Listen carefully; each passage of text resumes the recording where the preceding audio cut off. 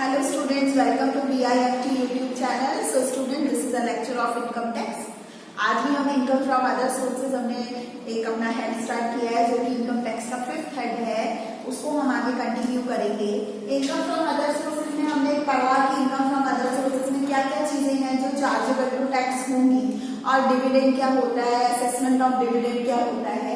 फिर भी मैं डिविडेंड के लिए आपको एक बार रिवाइज कराना चाहूंगी क्योंकि वो न्यूमेरिकल के लिए इम्पोर्टेंट है। थ्योरी पार्ट सारा इसमें मेंशन है। ये वाला असेसमेंट ऑफ डिविडेंड्स, डिविडेंड्स का जो असेसमेंट है वो 3 टाइप से किया जाएगा।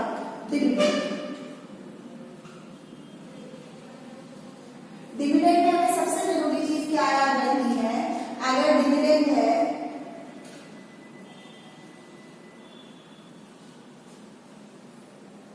Of a domestic company,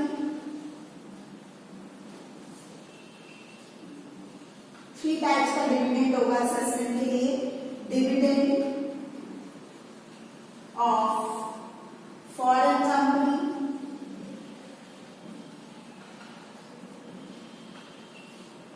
and third one is dividend of cooperative societies.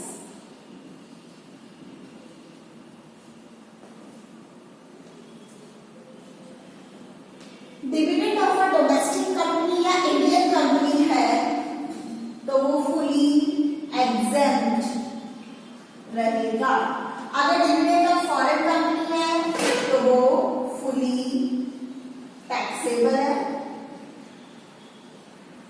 और अगर डिविडेंड फ्रॉम कोऑपरेटिव सोसाइटी या यूटीआई है तो वो भी फुली टैक्सेबल है।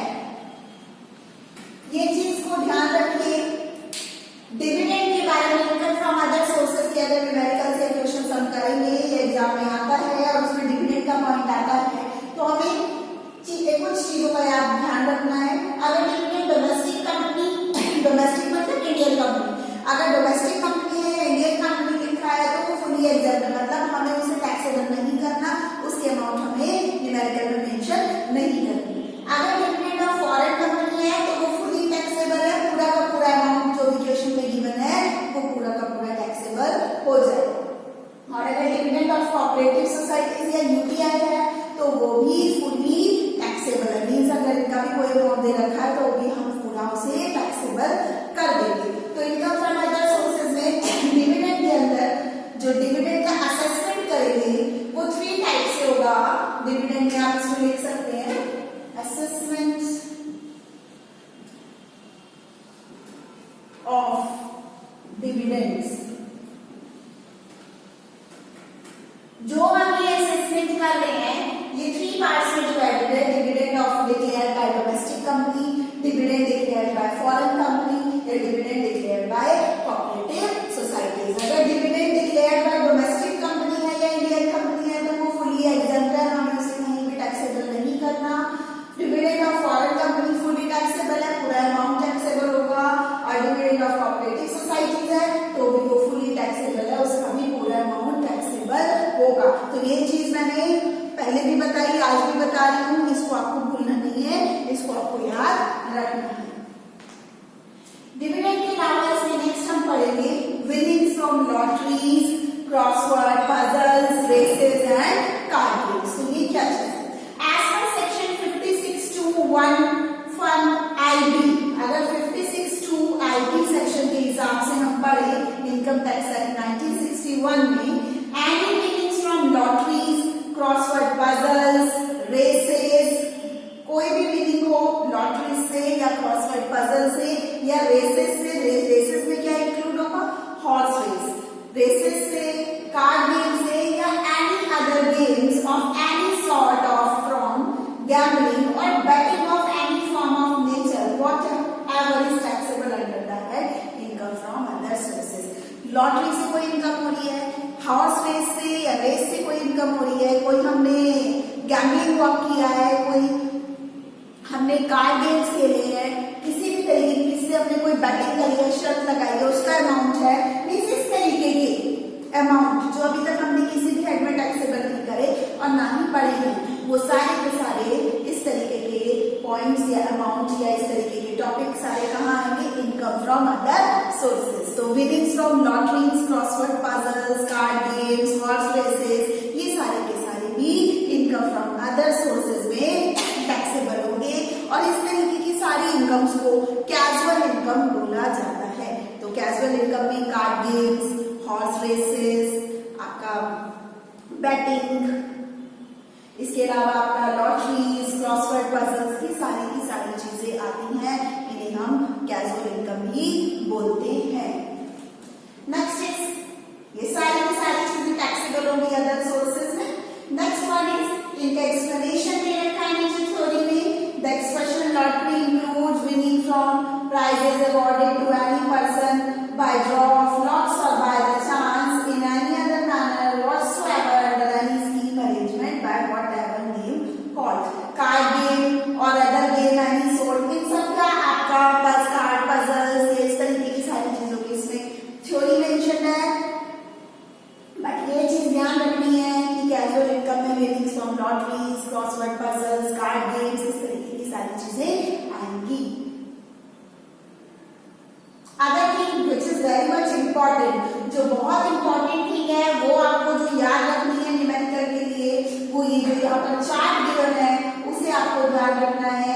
चार्ट में थ्री कॉलम्स बने हुए हैं। पहला कॉलम है SSC category who receive the income, पहला कॉलम है एसएससी की कैटेगरी जो इनकम रिसीव करेगा। दूसरा टीडीएस का कॉलम है, TDS is tax deducted at source. TDS को अभी हमें कुछ जरूरत नहीं है ज्यादा ध्यान देने की, हमें कैटेगरी और ग्रॉसिंग अप इक्वेशन जो लास्ट कॉलम दे रखा है फॉर्मूले वाला, उन दोनों को ज्यादा ध्यान देना है क्योंकि न्यूमेरिकल में ये आता है और यही फॉर्मूले लगाए जाएंगे जब हम न्यूमेरिकल को सॉर्ट आउट करेंगे।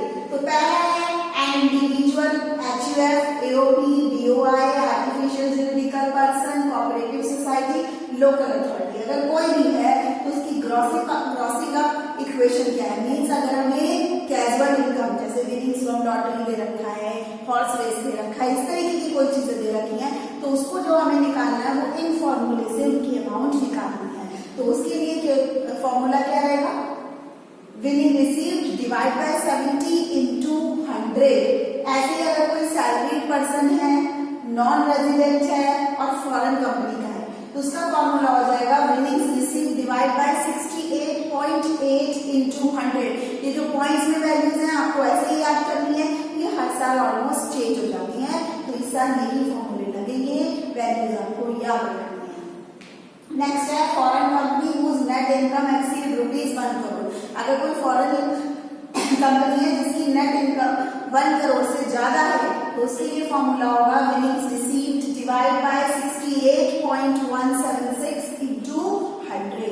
इसके बाद foreign company whose net income exceeds ₹10 crore. अगर कोई फॉरेन कंपनी है जिसकी नेट इनकम 10 करोड़ से ज्यादा है तो फॉर्मूला हो जाएगा winnings received divide by 67.24 into 100। ये फॉर्मूले हमें याद रखने हैं, आप एक अपना जो भी रजिस्टर बनाए उसमें ये नोट कर लें। मैं इनको दोबारा से भी बता रही हूँ, अभी तो हमने डिविडेंड की बात करी थी, अब हम यहाँ पर कैजुअल इनकम की बात करेंगे। इनकम फ्रॉम अदर सोर्सेज ये मोस्ट इम्पोर्टेंट है, ये फॉर्मूले हमें याद होने चाहिए और चैप्टर भी इम्पोर्टेंट है और कुछ क्वेश्चन आता है। तो यहाँ पे हम करेंगे rules regarding grossing up of lottery. तो लॉटरी की ग्रॉसिंग अप के लिए क्या है या कैजुअल इनकम के क्या रूल्स हैं, तो हम यहाँ पे लिखेंगे rules regarding grossing up of lottery etcetera, या हम इनको बोलते हैं कैजुअल इनकम के रूल्स। कैजुअल इनकम, तो कैजुअल इनकम का फर्स्ट रूल है, कैटेगरी क्या है, अगर आप इंडिविजुअल पर्सन है, अगर आप इंडिविजुअल है या एचयूएफ है, बेसिकली तो इंडिविजुअल पर ही आता है क्वेश्चन, फिर भी एओपी, बीओआई एक्सेट्रा, तो आपका जो फॉर्मूला होगा वो होगा विनिंग्स रिसीव्ड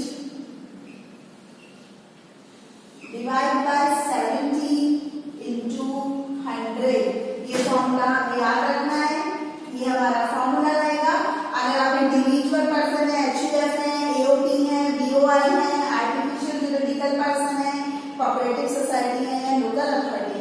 बेसिकली जो इंडिविजुअल का भी बड़ा ही क्वेश्चन आता है, तो मोस्टली जो ज्यादातर कैजुअल इनकम का फॉर्मूला लगता है वो यही वाला लगता है। इससे भूलना नहीं है, हमें याद रखना है।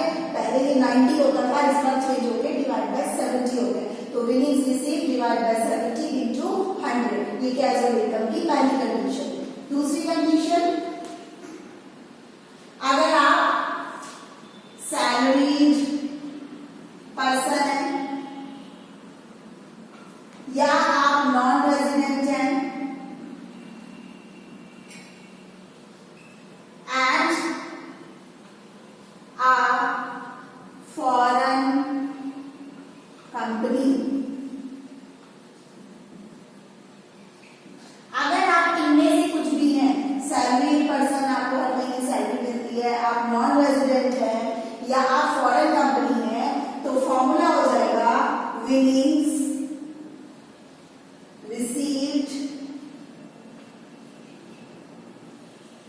Divide by 68.8 into 100।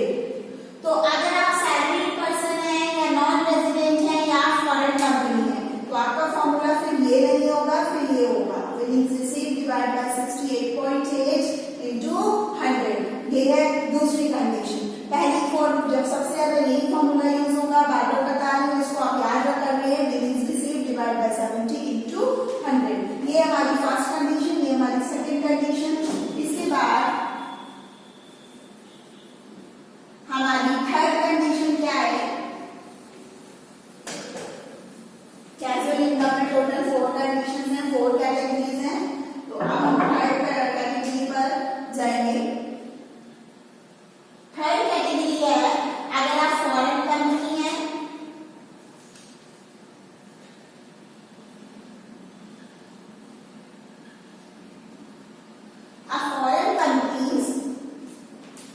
company whose net income exceeds ₹1 crore. अगर आप फॉरेन कंपनी है जिसकी नेट इनकम 1 करोड़ से ज्यादा है, तो फॉर्मूला होगा winnings received divide by 68.176 into 100। अगर आप फॉरेन कंपनी है जिसकी नेट इनकम 1 करोड़ से ज्यादा की है, तो उस केस में आप फॉर्मूला लगाएंगे winnings received divide by 68.176 into 100। ये वैल्यूज पॉइंट वाली हमें ऐसे भी याद करनी है। और कैजुअल इनकम की फोर्थ कैटेगरी है कि आप फॉरेन कंपनी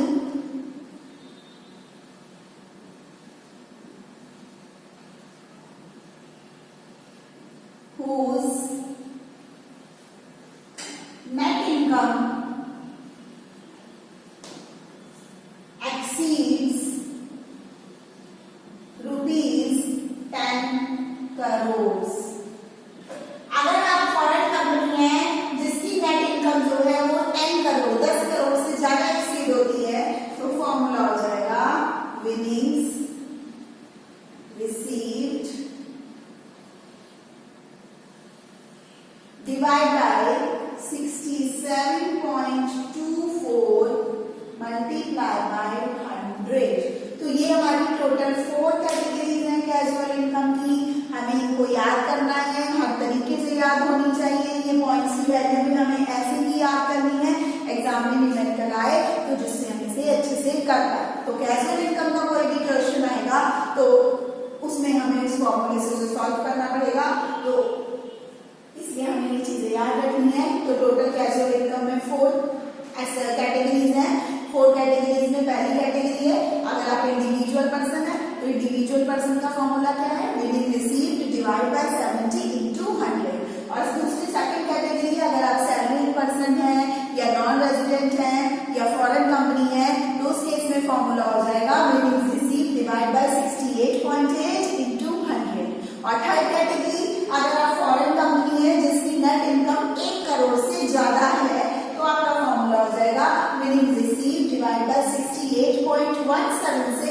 into 100. और last category of casual income, it is fourth category. अगर आप फॉरेन कंपनी है जिसकी नेट इनकम एक्सीड होती है 10 करोड़, 10 करोड़ से ज्यादा अगर आपकी नेट इनकम है तो आपका फॉर्मूला हो जाएगा winnings received divide by 67.24 into 100। तो ये चारों की चारों कैटेगरीज हमारी कैजुअल इनकम में है। कैजुअल इनकम एक इम्पॉर्टेंट टॉपिक है। इसके अंदर जो एसएससी की कैटेगरीज है वो टोटल कैटेगरीज 4 है एसएससी की, जिनको मैंने आपको नोट्स में भी और बोर्ड पर भी समझाया है। उनके फॉर्मूले लिखे हैं, आप इन्हें ऐसे ही अपने रजिस्टर में कॉपी कर सकते हैं, जिससे आप जब प्रैक्टिस करें, एग्जाम के लिए प्रिपरेशन करें तो आप उन्हें अच्छे से पढ़ सकें। तो फॉर्मूले हमें याद होने चाहिए।